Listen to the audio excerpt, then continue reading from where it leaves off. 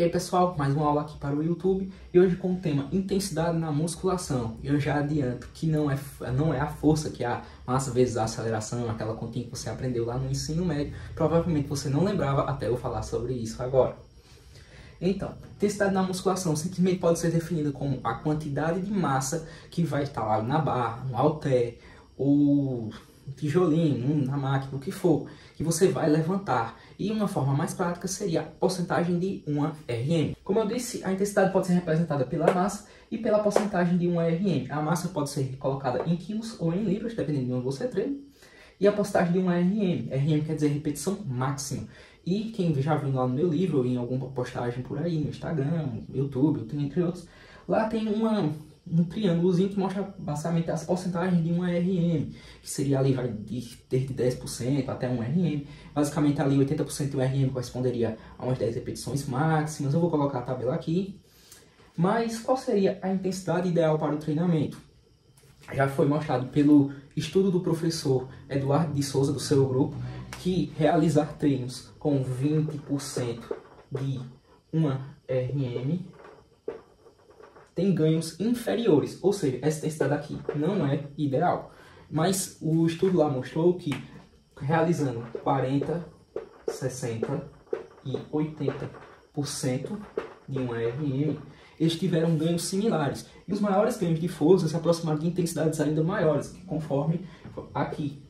Mas os ganhos de hipertrofia foram semelhantes. O que isso indica? Que nós temos uma ampla faixa a ser utilizada, que deve ser utilizada principalmente numa periodização, em momentos mais leves, ali com intensidade mais moderada, e intensidades mais altas. Você ainda pode extrapolar um pouco, subir para 90 ou 95, quem sabe bater um PS, se seu objetivo é um treino de força também.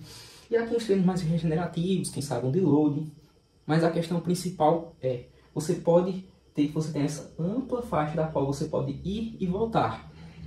E um detalhe muito importante é que o treino foi realizado todo até a falha. Ou seja, para ter essas intensidades aqui, elas se igualem no resultado, você tem que fazer até a falha muscular, pois só assim vai igualar.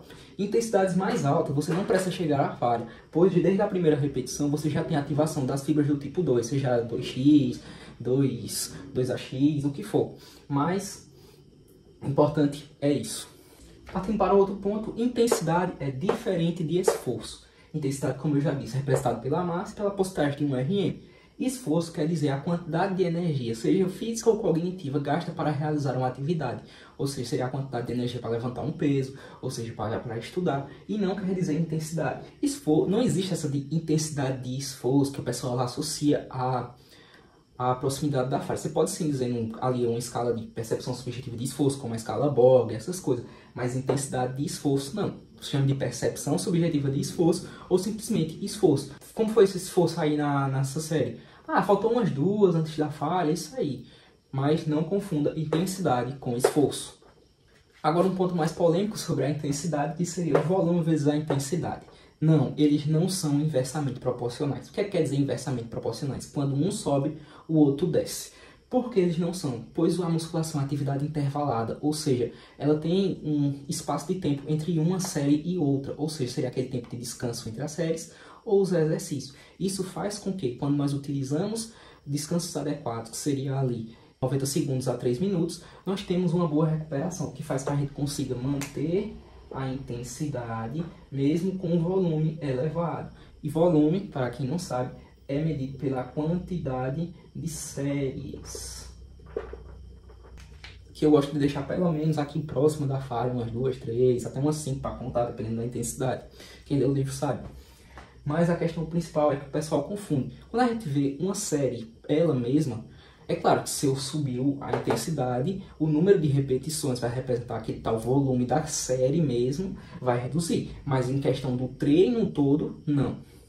E uma coisa que o pessoal confunde aqui, já para adentrar um pouco, seria a questão do volume com o volume load. Volume load corresponde ao todo do treino e o volume apenas à quantidade de séries.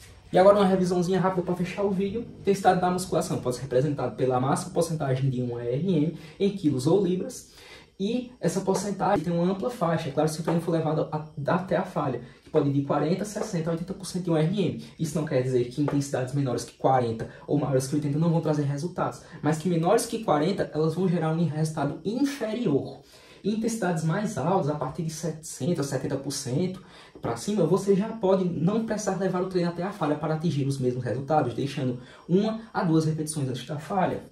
E lembrando que intensidade é diferente de esforço. Esforço é a quantidade de energia física ou cognitiva gasta para realizar uma atividade e não a intensidade, que é a massa ou postagem de um RM. Esforço você pode associá-lo à sua percepção subjetiva. Ah, eu acho que faltava tantas repetições, muito cansado nessa série, ou não. Ali é esforço ou percepção subjetiva de esforço. Não existe intensidade de esforço. E na questão do volume versus a intensidade, que eles não são inversamente proporcionais. Volume quer dizer a quantidade de séries, intensidade a massa postagem de um RM. Se você sobe o volume, dá para manter a intensidade alta se o seu descanso entre séries e exercícios for adequado, 90 segundos a 3 minutos de descanso.